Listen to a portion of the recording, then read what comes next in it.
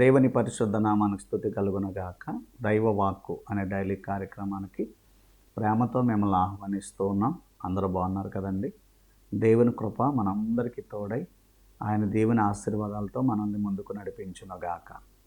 మీకు అందరికీ కూడా నా యొక్క శుభవందనాలు తెలియజేస్తూ ఉన్నాను. మీ అందరి యొక్క ఆదరణను బట్టి, మీరు ప్రోత్సహిస్తున్న విధానాన్ని బట్టి, మీరు చేసే షేర్స్ కామెంట్స్ని బట్టి ప్రభునామానికి స్తుతి కలుగునగాక.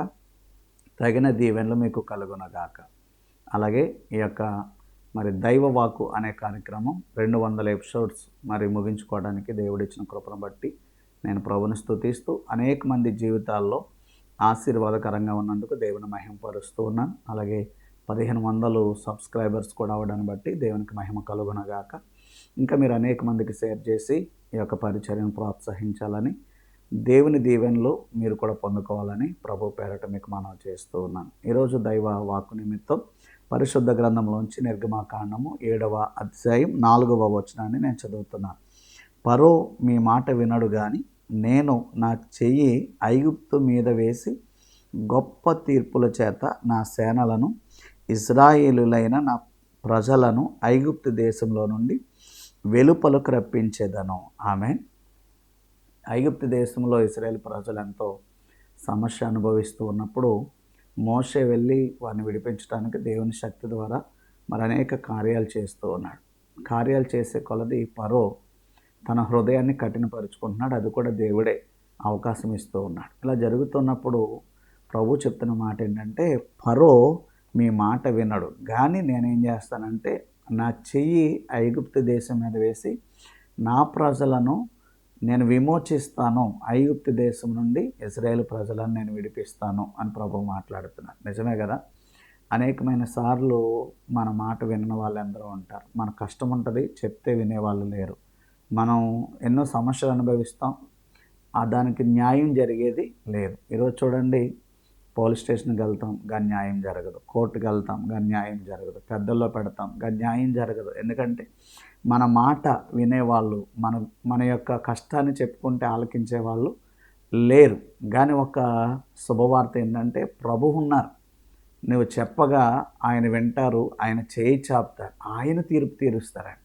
ఐగుప్తు దేశానికి ఆయన తీర్పు తీర్చి తన ప్రజలను బయటికి తీసుకొస్తాడండి. నీకే కష్టమైతే ఉందో, నీకే సమస్య అయితే ఉందో, దేనివల్ల నువ్వు నలిగిపోతున్నావో, ఎవరు నీ మాట ఏ విషయంలో పట్టించుకోవట్లేదో, ఈరోజు ప్రభువుకు చెప్తే ప్రభువు నీకు ఇస్తున్న వాగ్దానాన్ని నెరవేరుస్తారండి. ఆయన తన హస్తాన్ని చేస్తారండి. చూడండి, ఐగుప్తు దేశానికి విరోధంగా, ఫరోకి విరోధంగా దేవుడే తన చేయి చాపి తన ప్రజలను విమోచిస్తారు. నీవు నేను ఆయన ప్రజలను కాబట్టి ఆయన మనల్ని విమోచిస్తారు. నువ్వు విడుదల పొందుకుంటావు, నువ్వు క్షేమాన్ని పొందుకుంటావు. ప్రభువు మిమ్మల్ని తప్పక విమోచిస్తారు అన్నది ఈరోజు దేవుడు మనకిస్తున్నట్టే వాగ్దానం. కాబట్టి ప్రభు యొక్క వాగ్దానాన్ని మీరు పొందుకుంటూ దేవుని విమోచన మీరు అనుభవించాలి. ఆయన తన హస్తాన్ని చాపితే ఎవరండి ఎదురు నిలబడగలిగిన వారు?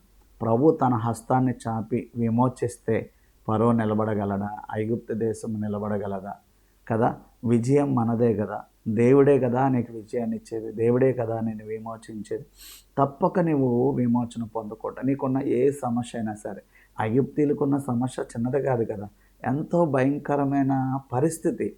ఐగుప్తీలు హింసించినప్పుడు ఇశ్రాయేల్ ప్రజలను ఎలాగో దేవుడు తన చేయి చాపి విమోచించారో నిన్ను కూడా విమోచిస్తారు.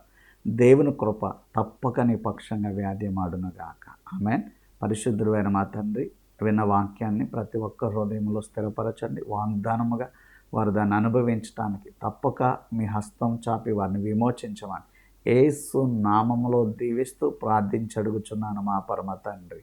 తండ్రి, కుమార, పరిశుద్ధాత్మ త్రియక దేవుని కృప మనందరికీ తోడై కాపాడును గాక. ఆమేన్. God bless you.